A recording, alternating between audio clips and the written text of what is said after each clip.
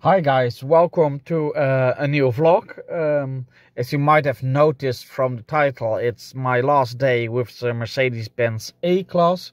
But before we're going down to business, to the wrap-up of this car, I'd like to do some marketing for myself. So I'd appreciate it very much if you like the video, give a thumbs up and subscribe to my channel.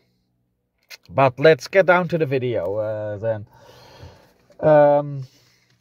I've had this A-Class for 5 months and 2 weeks now, and it's a car which belongs to a flex pool, which basically means instead of having a company car for 3, 4, 5 years, you have the opportunity to change every 30 days to a different car. And that's basically what I did after 5 months and 2 weeks. Today, this afternoon, the new car will be delivered. And of course, I won't spoiler it, but it's a different brand. It's a different type of car. But in the next vlog, you'll see more about that. First of all, looking at this car, I have driven around about exactly 32,246 kilometers and had an average consumption of 6.2 liters. I'll put a link in the description to Sprit Monitor where I calculate the consumption, and it comes down to, I think, 6.46 liters.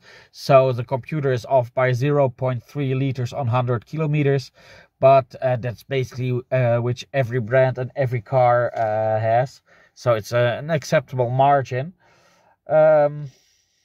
If looking at the consumption for such a car, it might be a bit on the high side. I'd expect it to have half a liter, or I'd be more happy with consumption which is half a liter lower.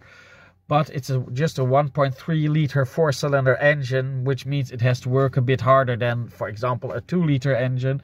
So I'm not surprised that the consumption ends up at 6.5 liters, and I think it's okay for now. Anyhow, what annoys me about the car is that it only has a 41-liter tank.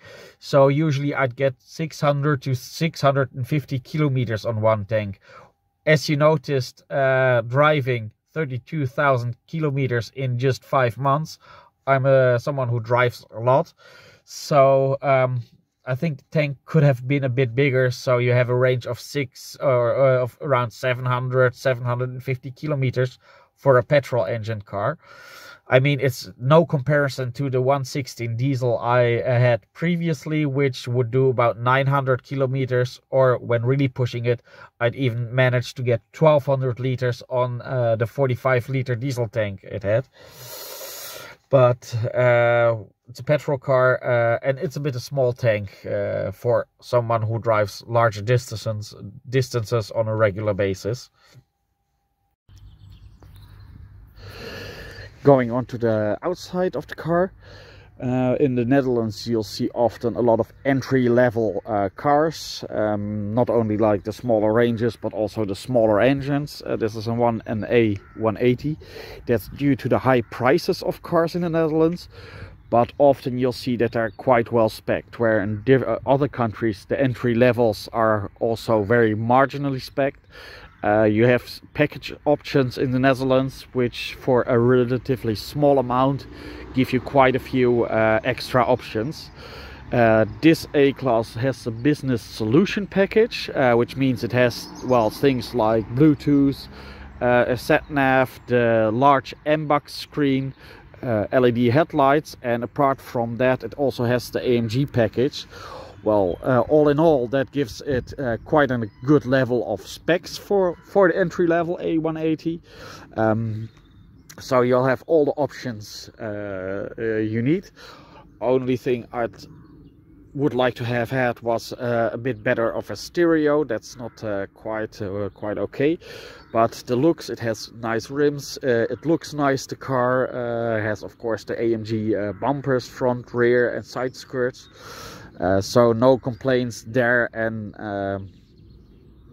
yeah, well, one of the good things also is the LED headlights. I mean, they provide a ton of lighting. I never felt somewhere that the lighting wasn't sufficient. I mean, it's completely a different league when compared to the halogen headlights of my 2007 BMW 320i.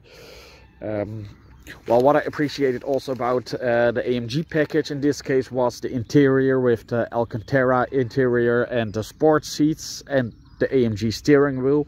All in all, gives it quite an upscale feel if you compare it maybe to a really naked and basic A-class, entry-level A-class in different countries. So yeah, I'd have to say I'm quite pleased with the looks and the specs on this car. There are just a few things quality-wise I doubt about the car. Although I have to be honest, I don't know if it's the manufacturing quality or the previous owner was rough on the car. Just give you a look.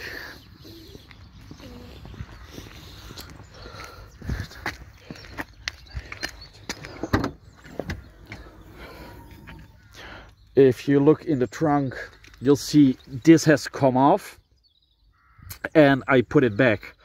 But if you don't put it back, then the lid here will stay in the upward position, which is very annoying because then you have to manually close it again. What I also noticed here is that this part is coming off, or at least it's not in the place where it used to be. And as I said, I'm not sure if it's like the quality on this car, the build quality, or that it is the previous owner who handled it quite rough. And then I'll continue to the front.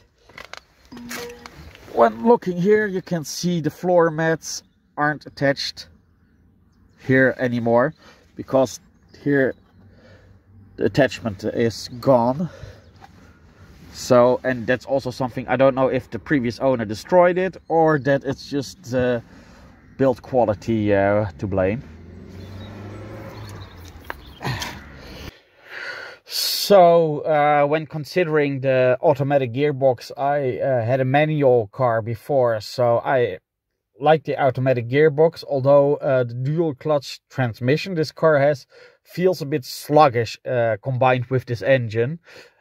Maybe a larger engine or traditional gearbox would have solved that issue, but after driving it for quite some time you get used to it. So maybe a larger engine would be a bit better. What annoyed me was that the park distance control automatically comes on when driving at slower speeds and near objects.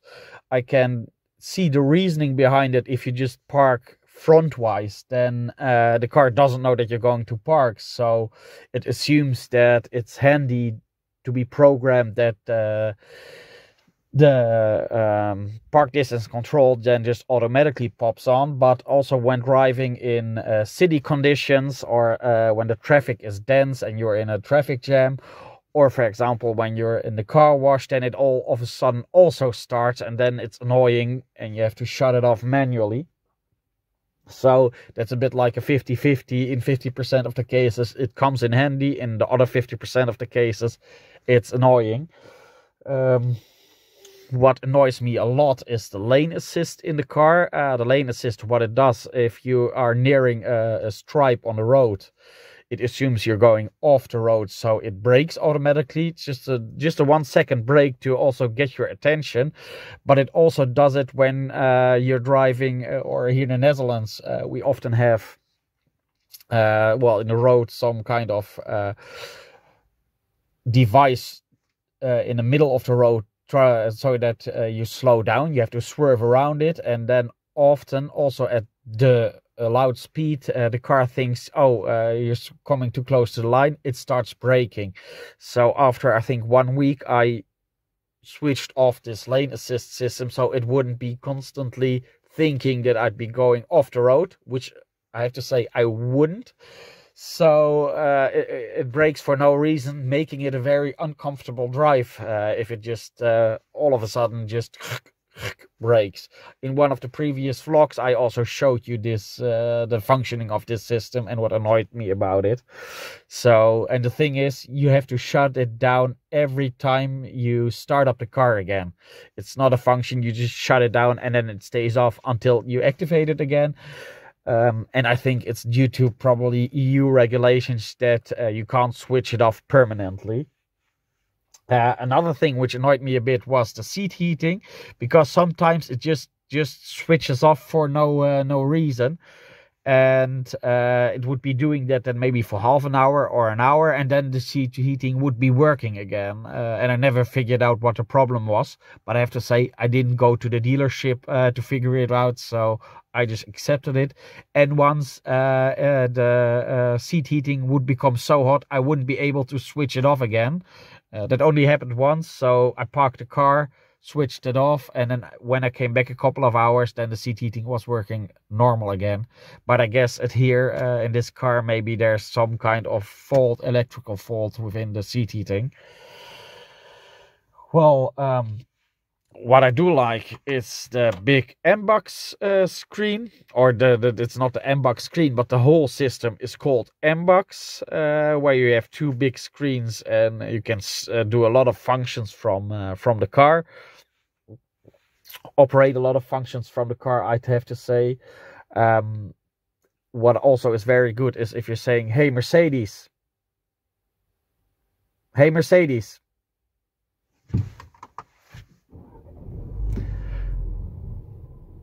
What is also very good is the voice control of this car.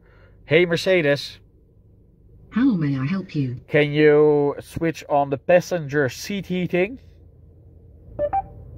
Seat heating for the front passenger is on. "Hey Mercedes, hey Mercedes, how may I help you? I'm feeling cold."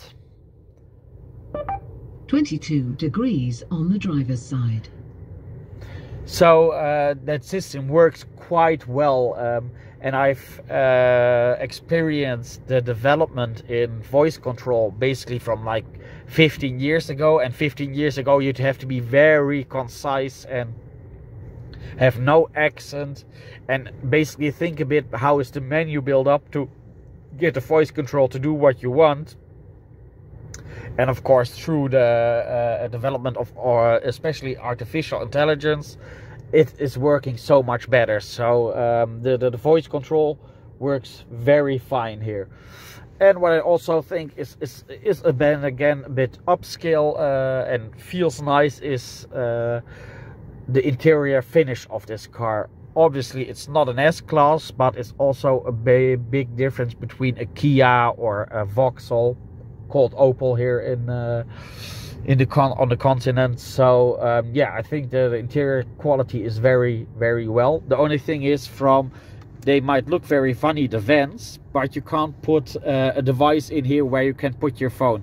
So my phone was always flying around here below in the cup holder, where areas in the old BMW 1 Series which I had, I just could attach a device to the vent and then put my phone on it. But well, that's not a very big difference or a very big problem.